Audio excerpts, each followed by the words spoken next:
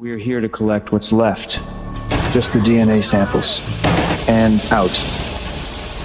Do we have to get a sample from an egg? Anda pasti pernah melihat cuplikan video ini. Dan kali ini kita akan menyelami sebuah konspirasi yang mungkin menggetarkan dunia ilmiah. Perusahaan kolosal Biosciences bersama sutradara legendaris Sir Peter Jackson menyatakan siap menghidupkan kembali burung moa, burung raksasa tak bisa terbang yang telah punah 600 tahun lalu. Peter Jackson is really to blame, right? And so Peter Jackson, we got introduced to him about 2 years ago. And he said, look, you're working on the mammoth, you're working on the dodo, you're working on the direwolf, but I'm really upset that the moa isn't a part of your list. It will inspire kids. It was like the closest thing to a dinosaur we probably ever lived with. And also we hunted it to extinction.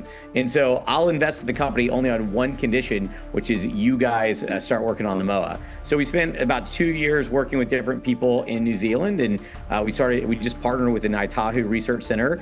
And about in October, we started the sampling process, and we're well on our way to bring back the moa. Di laboratorium Texas, ilmuwan mengekstrak DNA moa dari tulang fosil, lalu memetakannya dengan genom emu dan tinamo, kerabat terdekat yang masih hidup. Dengan teknologi CRISPR, mereka menyisipkan gen kunci supaya embrio baru terwujud seperti moa asli. Ngaitahu Research Center yang menjadi nakoda proyek menegaskan bahwa kebangkitan moa harus menghormati Rangatira-tanga atau kepemimpinan adat. Ini bukan hanya urusan genetika, namun juga pemulihan warisan spiritual dan ekologi Selandia Baru. Sejumlah pakar ekologi mempertanyakan kelayakan proyek ini.